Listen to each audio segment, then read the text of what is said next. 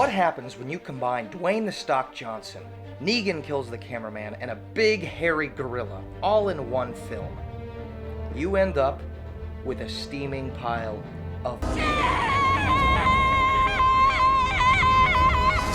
What's up, party people? My name is Blake Connor. You're watching Blake and Josh Entertainment. Josh is not here right now, but this is my new show, the very first episode I like to call I Hate This Movie.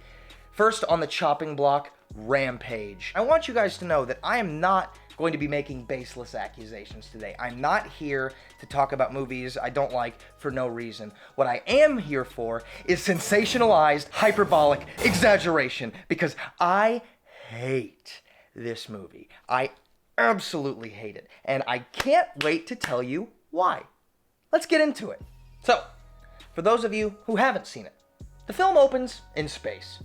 Not exactly what I expected, I'll admit, but I'll give this movie a chance. And then I hear the first line of dialogue.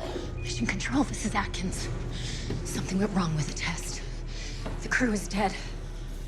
Athena, all integrity is critical. Headed to the escape capsule.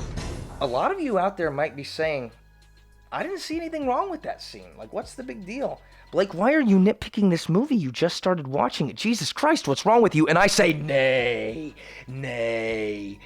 This movie has absolutely no subtext. Everything that you hear in this film is exactly what they mean. Negative, reroute to the lab and secure the canisters before departure.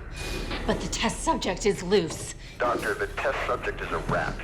Not anymore. I think what makes a great film is a good usage of subtext. Subtext meaning there is more beneath the surface that you're not consciously aware of. There is no mystery to any of the characters because they always say exactly what they're feeling. Literally every line of dialogue in this film seems to be ham-fisted exposition. Basically what happens is there's this company called Energyne. They have a space station in which they are testing mutated animals in a sense with a chemical that makes them Rampage. It's the title of the movie, baby. You knew you were gonna hear it. Long story short, space station explodes. Well, a couple of other animals out there managed to get a hold of this substance, one of whom just happens to be George the gorilla. Love that smell.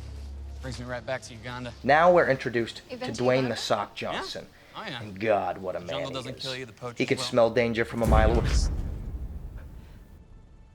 What is it? You see something? Everything okay, boss? No, it's not. Don't move a muscle. Junior here is dropping a lot of monkey shit with these made-up stories. Not funny. As I was saying, our old pal Dwayne, or as he's called in the movie, I don't even know his name. Hold on. Davis. Davis is his name. Davis is really antisocial. I feel like that's the best term for it.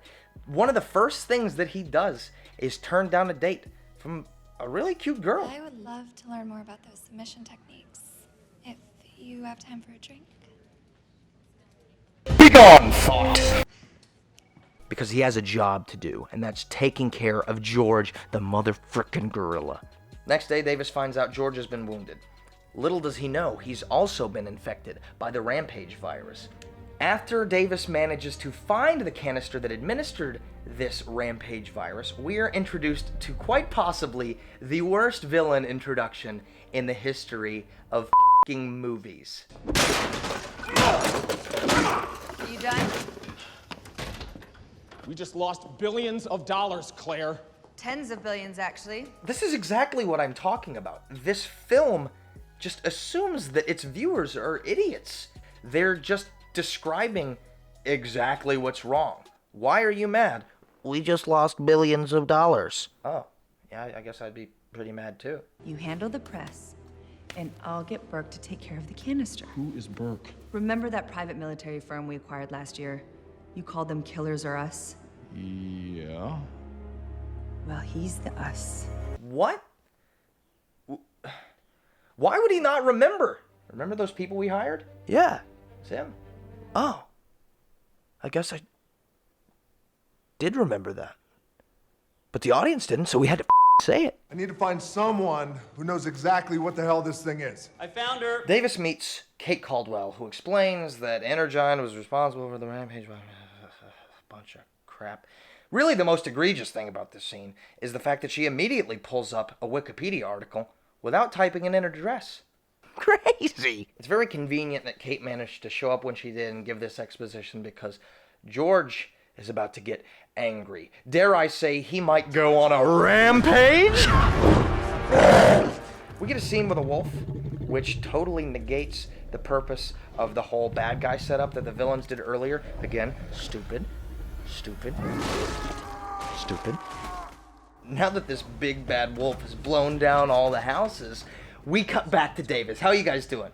Oh, you've been arrested. What? Why? Maybe there's some good explanation for this. Oh, here he comes. Explain this, sir. I am Agent Harvey Russell. Hell of a day, huh? Science experiments falling from the sky. Giant gorilla on the loose. Just the kind of exciting shit we here at the government tend to notice. The government? Really?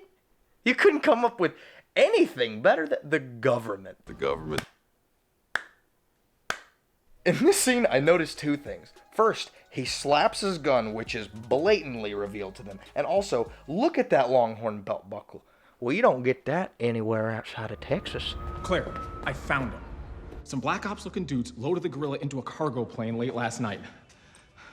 You know who that is with them? No, but clearly he likes hitting the gym. Ooh, take it easy there. No, the woman. It's Kate Caldwell. Dr. Caldwell. Yeah. What is she doing out there? Oh, audience is here. Gotta tell him a little something. Given our history with her blaming us for putting her in prison and the death of her brother. Here we go again. Remember? This thing happened. Of course he remembers. He was a part of it. The pathogen also genetically rewired the subject to respond to a low-frequency radio wave. Lucky for us, this building has some of the most powerful radio antennas in the world. The problem with Claire is she's a mouthpiece for the script. She's just regurgitating. She's just word vomiting things that the screenwriter wrote out. They decided that her character was going to be the person to get across the plot. They said, how are we going to progress this movie? Villain monologue. If there's one thing I'll give Davis in this movie, it's the fact that he was right about not putting George on the plane. Yeah, that was a really bad idea because, wouldn't you know it, he escapes. Oh, no. There's a plane crash, but there are parachutes. Lucky for our heroes, they make it to the ground, and we are treated to this line. Thank you for getting this old cowboy off that plane. My pleasure, partner. A bunch more stuff happens, and Davis and Kate devise a plan to stop Energyne in their tracks. Well, more or less, Kate devises a plan, and then she does this really weird thing. That sound like a plan. What is that? Are you having a spasm? What? I get it. It's a callback to when Davis fist bumped the gorilla, and it's showing that maybe he's becoming a people person, maybe he's made a friend, because what does he do? Bam, he doesn't leave her hanging. Good for you, Davis. You're really making yourself better. Doesn't change how weird this was. Now they're at the military. That's me to Captain Evans. Except the military doesn't want them. These gentlemen will see you after. Come on. If the military didn't want him, why bring him there? It doesn't make any sense. Two different species making a coordinated long-distance journey. That just doesn't happen. Excuse me, who is this? Do you think those soldiers would bring those people into the command center where the colonel is without orders? Dwayne flies a helicopter and he sits down in the cockpit, and Kate says to him, I assume you know how to fly this thing? Absolutely.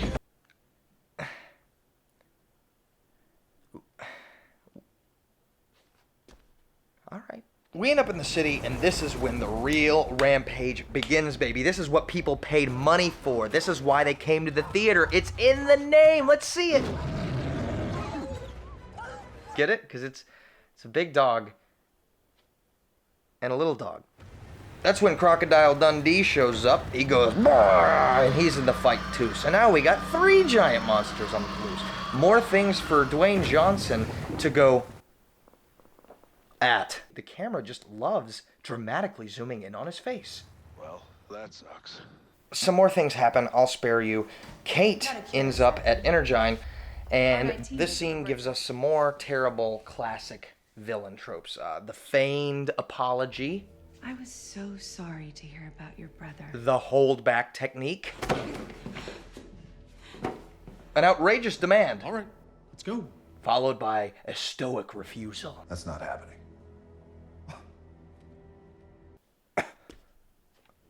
That's not happening. Oh, seriously, why didn't they do that at any time before this? Davis. Now let's go.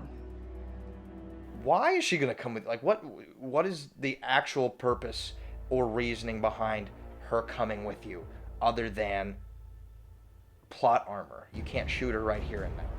But before they can escape with Kate, shoot them.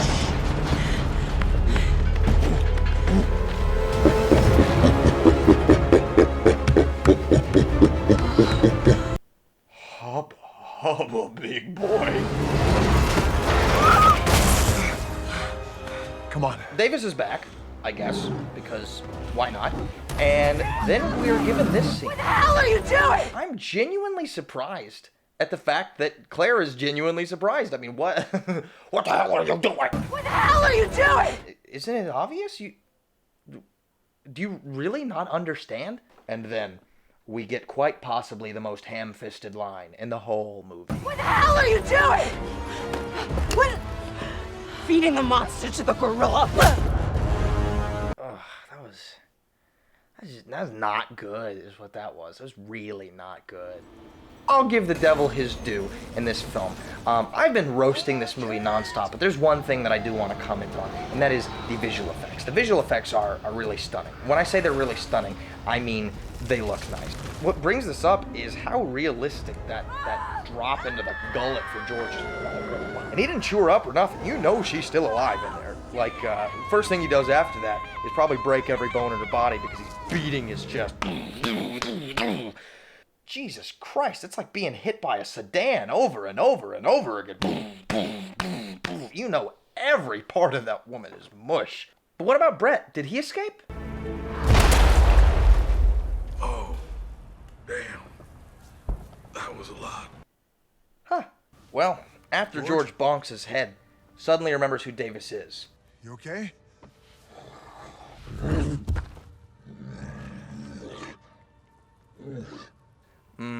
And now it's on, baby. It's time for these two to take on the world.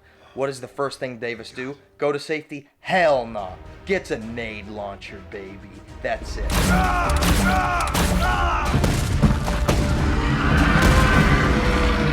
George, go!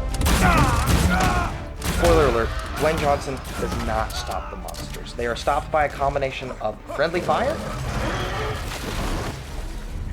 and a poking hazard.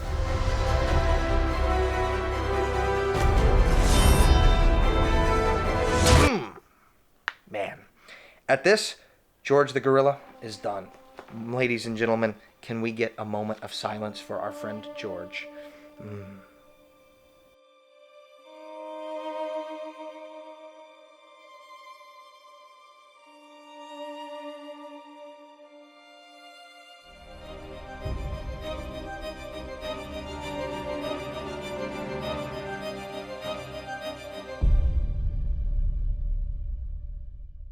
In these last few moments of the film, we get what are quite possibly the worst moral lessons that could ever be derived from such an adventure. I'm so sorry, Davis. Are you ready? Listen close. You saved my life. You saved a lot of people's lives. You saved a lot of people's lives. Not his? Not his? I have no control. Definitely not theirs. What a ridiculous statement.